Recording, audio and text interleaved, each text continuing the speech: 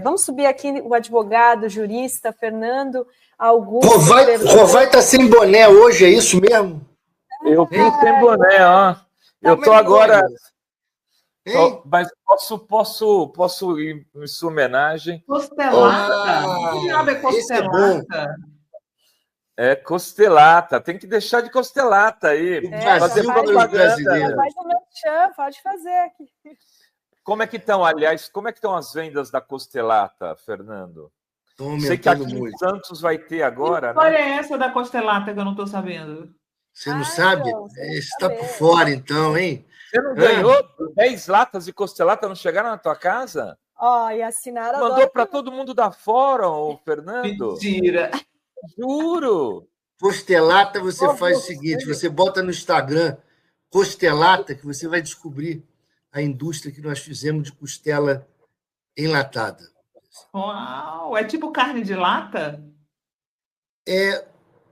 Bebeu na mesma fonte tradicional, mas a diferença é que a carne de lata é uma carne suína, frita, colocada em banha. Isso. Essa aqui é uma carne bovina, uma costela bovina, conservada na gordura da própria costela. Mas eu não vim aqui fazer propaganda, isso foi só uma canja da Fórum para a gente. É lógico. E eu vou dizer mais, quem é da Baixada Santista, eu estou sabendo que já tem distribuição por aqui. Então vai. Na verdade, nós estamos fechando aí com o pessoal do Santos, né, que é o Nelore. Aí, mas vamos lá. Quais são os temas de hoje? Né? Tô chateada agora, hein? Tô chateada. Só você não recebeu. Todo mundo recebeu. O Rovai está fazendo intriga, mas eu vou mandar para vocês. Eu nem como carne vermelha, mas minha família come. Eu também não como carne, mas o Renato come por toda a minha parte. Eu vou comprar na Nelore, deixa comigo aqui que eu vou... mas eu vou mandar para você, fica tranquilo. Mas e aí? Quais são os temas? Eu estou agora em Brasília, né? Nesse local aqui, em Brasília. Então, quais são? Brasília está tranquilo. Quais são os temas que a gente quer discutir? Entendeu? Brasília está pegando fogo.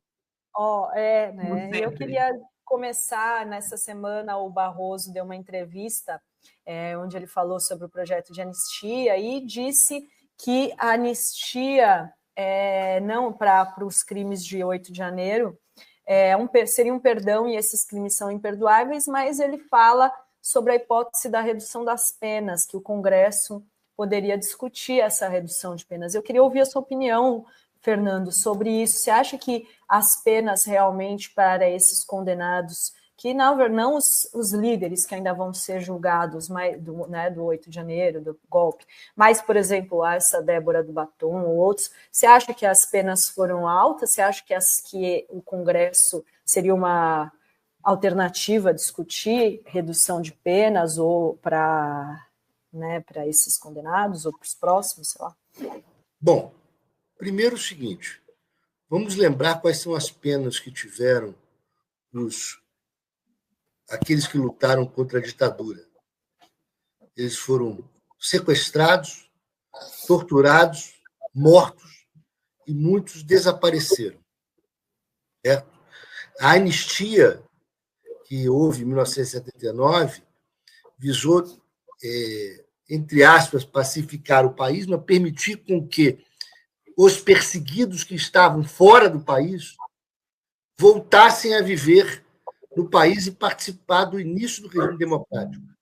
E se colocou ali, junto com a anistia aos perseguidos, a possibilidade de anistia aos torturadores que desapareceram com as pessoas, inclusive aqueles que o Bolsonaro homenageou como Coronel Ustra, né?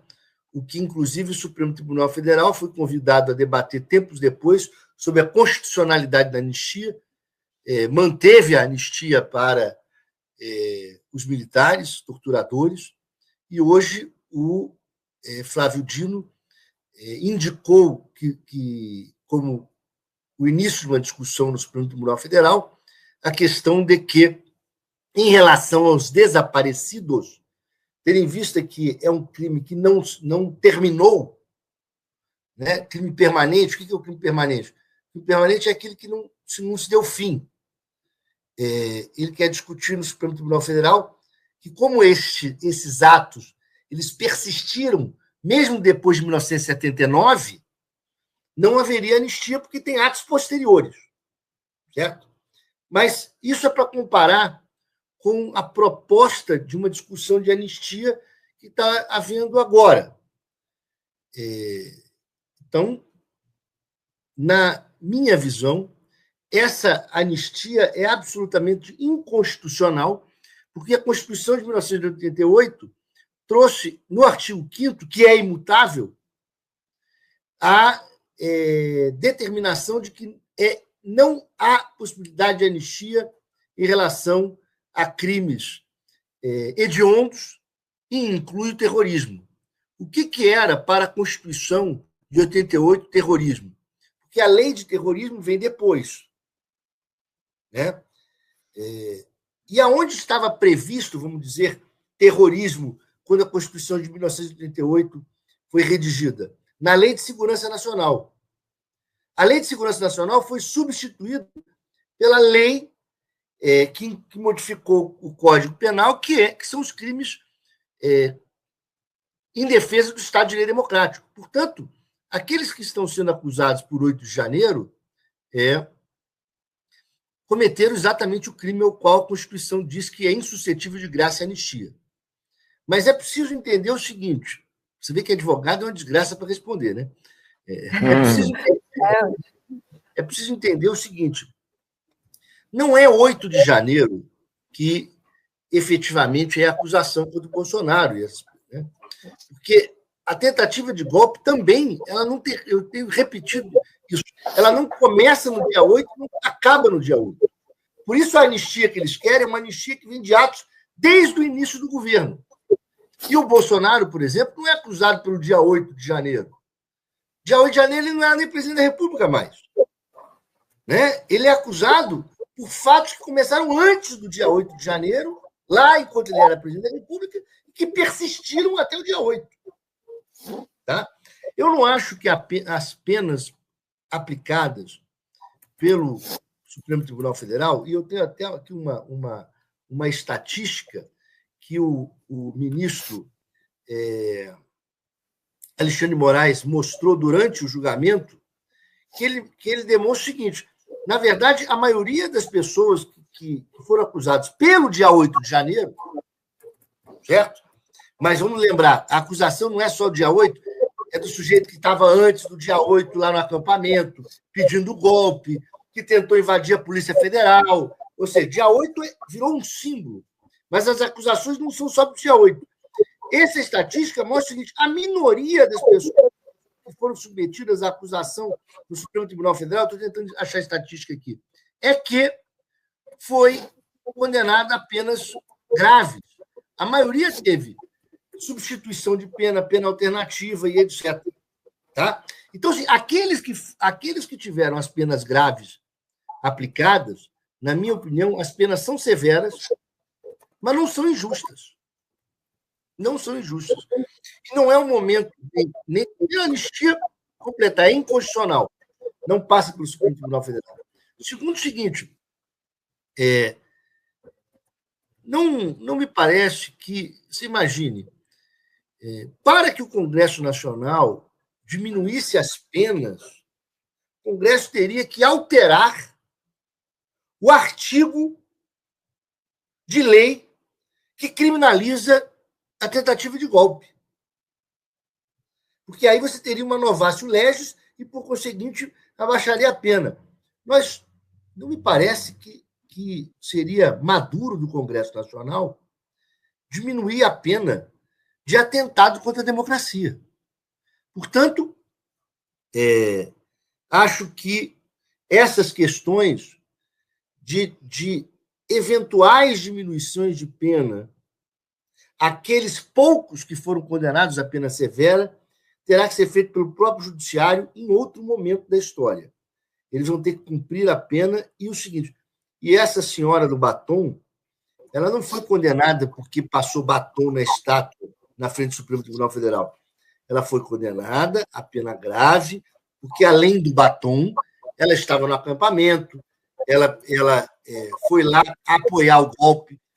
Entendeu? Então, existem outros contornos que acabaram fazendo com que ela teve essa pena. É um jogo de marketing daqueles que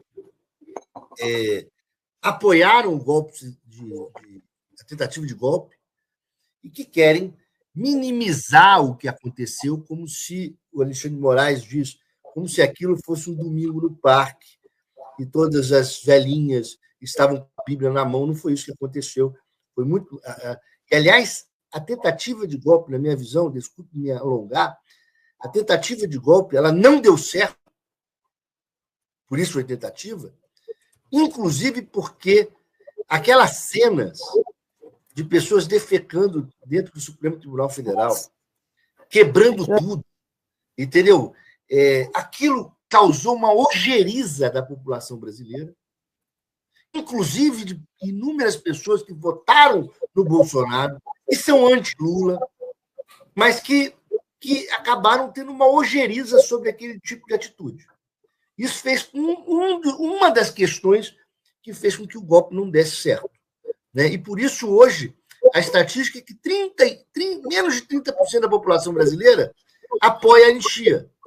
Portanto, o Congresso Nacional não vai se meter em uma questão dessa, porque o Congresso, para aprovar uma anistia dessa, com o risco de ser julgado inconstitucional, que será, ou tentar diminuir pena, teria que ter uma comoção popular que tomasse ruas e fosse para lá de 70% da população, que não vai acontecer.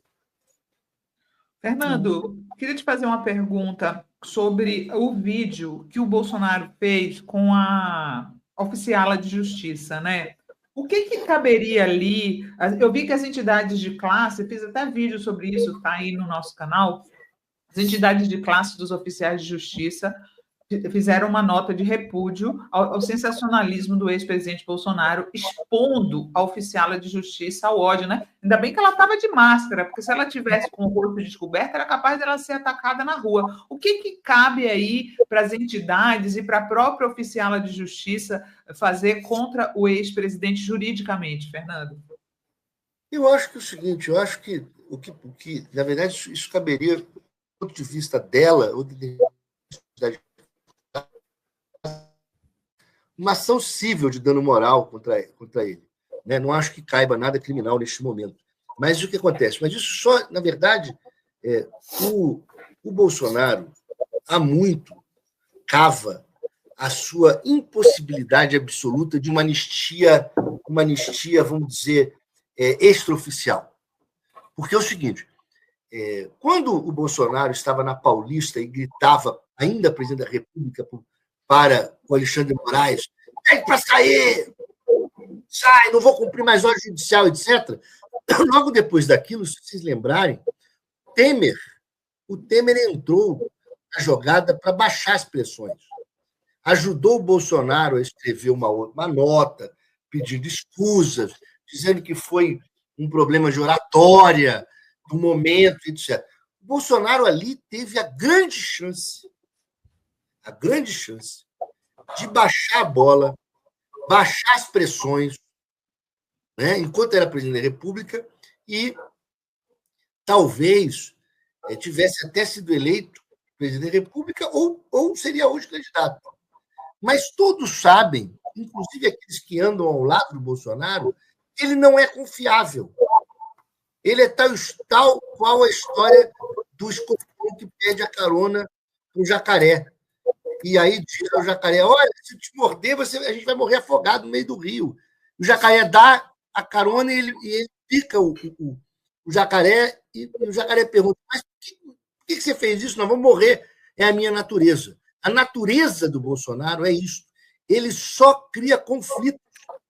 Então, portanto, é o seguinte, isso eu acho que vai pesar como uma soma importante da personalidade dele, que é importante na hora da fixação da pena. Né? Ele vai ser apenado de uma forma brutal, porque ele, além da tentativa de golpe, ele é um sujeito que vive criando problemas nas instituições, a ponto até de, mesmo depois de ser denunciado, da denúncia ser recebida, dele saber do seu risco de ir à prisão, ele não para. Ele não para. Então, isso vai pesar muito. Vai, tem pergunta? Eu tenho, na verdade, aqui uma conversa que eu tive com o Fernando. Fernando aí, além de advogado, especialista em questões jurídicas, também tem interesse particular aí sobre essas questões da Igreja Católica, né, Fernando? Acompanha os acontecimentos aí. Estávamos falando sobre a sucessão do Papa Francisco. Eu queria saber aí como é que você tem acompanhado essa sucessão, se tem alguma preocupação especial com a volta do conservadorismo. Você acha que a igreja pode se transformar num apêndice do trumpismo ou algo parecido, Fernando? Eu te mandei, foi hoje ou ontem, uma publicação no Instagram muito interessante. Um sujeito chamado Marcelo Brasil e diz: excursão para votar no cardeal Sarrat. Né? Eu relatei ao Rovai que, e aí peço a quem achar essa matéria, quem tiver essa matéria, por favor, nos mande para fórum, que foi um texto publicado ou na revista, ou no Caderno Mais, ou no Caderno Ideias, da Folha de São Paulo, há um tempo, sobre o filme Os Dois Papas. E esse artigo chamava Os Três Papas. E aí trazia exatamente a ideia de que este cardeal aqui, que está na publicação bolsonarista, olha, com uma excursão, eu não sei se vocês conseguem ver, olha só, uma excursão para votar, como se eles votassem, né? Como se eles votassem neste cardeal, que veja, preto, da África, o que seria símbolo de um sujeito que avançado, sensível, né? Pelas qualidades de ser preto ou negro, né? Ser africano, portanto, de ter noção do que é ser perseguido, certo? Ter uma sensibilidade enorme. Esse sujeito é simplesmente o sujeito que é identificado como o maior conservador dos candidatos, e, neste ponto, a matéria dizia que ele já fazia uma oposição ao Papa Francisco muito próximo ao Ratzinger, né? Então, é difícil fazer uma análise, eu não sou especialista em relação a isso, mas o que acontece? O momento do Papa Francisco foi um momento extraordinário da Igreja Católica, e raro, né? E raro.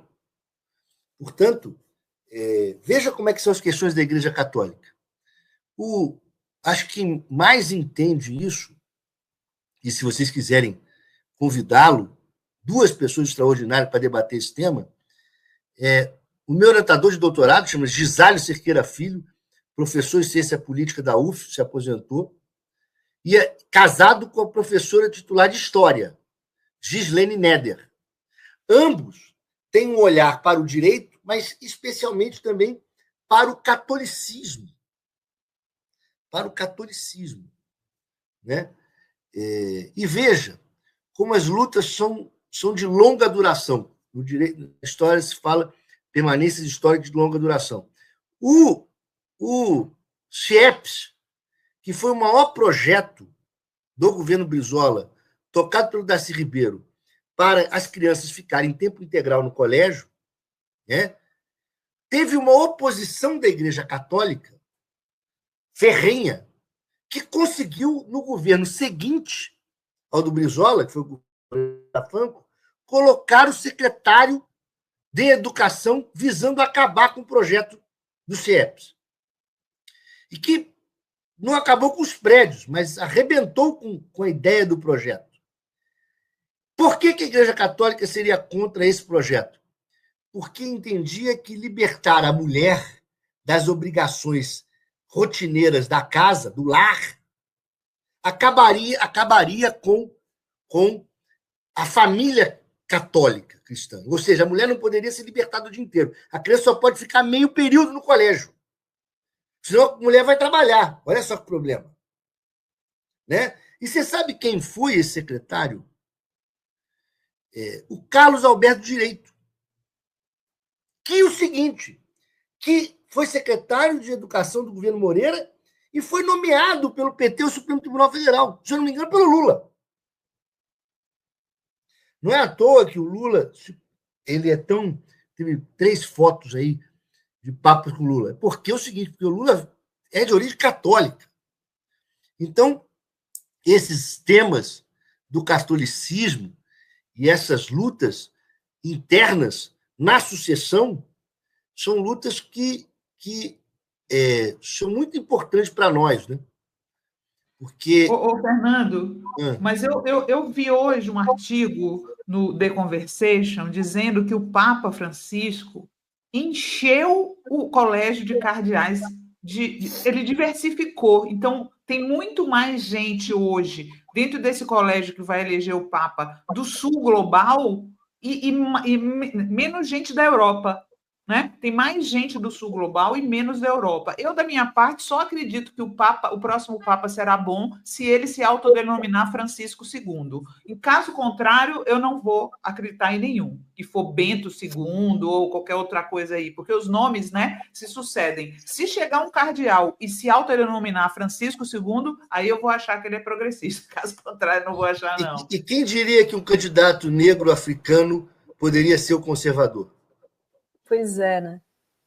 Vocês viram a profecia do Dom Orani, que é um dos cardeais brasileiros que está indo para o conclave, e eles têm uma matéria hoje na Fórum falando de que tinha uma professora que era próxima a ele, que ele não queria ir para a vida religiosa, porque ele tinha que cuidar dos pais idosos, e aí a professora Lurdinha fala, não, vai, porque você ainda vai ser bispo e papa, e eu cuido dos seus pais. E ela ia todo dia na casa dos pais idosos e cuidava deles, levava comunhão, e aí estou falando da profecia do Dom Orani, porque a Lurdinha disse que ele chegaria lá, profecia seria de quem? bispo Da Lurdinha.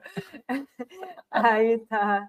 Tem algum, né? Quem sabe um Papa isso me lembra o advogado tributarista que recebeu um telefonema da Dilma o convidando para ser ministro do Supremo. Aí levantou da mesa e foi à outra mesa onde estava o Temer e o Gaudêncio Torquato, jornalista, e disse, olha, eu queria convidar vocês para a minha posse. Né? Logo em seguida, o Gaudêncio Torquato meteu uma nota, dizendo que ele tinha sido nomeado. Pronto, não foi mais. Ele foi ex-ministro sem nunca ter sido. Não esperou nem publicar no Diário Oficial. Eu acho que todos os... O Francisco, esqueci o nome argentino dele, não era Bergoglio. Então, foi uma surpresa, ninguém dizia o nome dele. Né?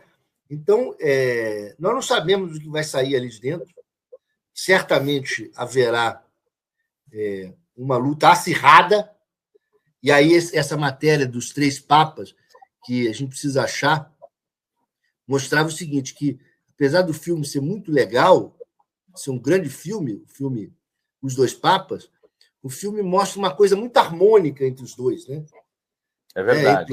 Entre o Papa que ia, o Papa que voltava e tal. E o filme dizia o seguinte, não foi harmônico. Essa luta é uma luta acirrada. E o que vai acontecer, o que está acontecendo agora, já é uma luta acirradíssima entre uma igreja altamente conservadora, né? Altamente conservadora, a Igreja Católica, e uma pequena parte, como do Papa Francisco, que a fez avançar. Eu acho que foi o primeiro Papa mais evoluído que teve na Igreja Católica. Portanto, eu não sei se esperamos coisas boas vindas desse conclave. O pessoal está lembrando que o Dom Orani é bolsonarista roxo, conservador. Esse cardeal Orani é bolsonarista, quer interesse com o Papa. Aí, ó, tá vendo aí? Tá vendo? Vou aproveitar aqui o comentário do Cícero Timóteo, que está falando aqui, ó. Infelizmente, o Sérgio Moro, mais uma vez, está acusando pessoas sem provas. Como sempre, Sérgio Moro continua sendo um grande vagabundo fascista. Aproveitar para fazer minha última pergunta antes de eu sair aqui para o Fernando.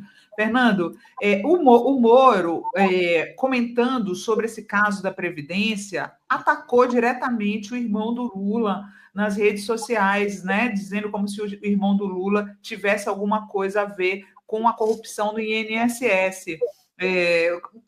O que cabe aí num caso como esse? Né? Tem que deixar o Moro falar, o foro privilegiado cobre ele ficar mentindo sobre as pessoas? Olha, o Supremo Tribunal Federal já decidiu há muito tempo. Posso até ter críticas a essa posição de que a imunidade parlamentar de falar tem seu limite. Né? Que o limite está exatamente no conteúdo, ou seja, se você, em vez de defender ideias e estar livre para defender ideias, você extrapola isso para criar notícias falsas, ou para mentir, ou para ofender o outro. Eu até acho que essa posição do Supremo Tribunal Federal causa determinado risco, né, à democracia, que a gente deveria ter certo limite a isso, e que a punição aos parlamentares estivesse exclusivamente dentro do Tribunal de Ética do Congresso Nacional. Né? Mas não há imunidade em relação a isso, e ele pode ser processado criminalmente no Supremo Tribunal Federal.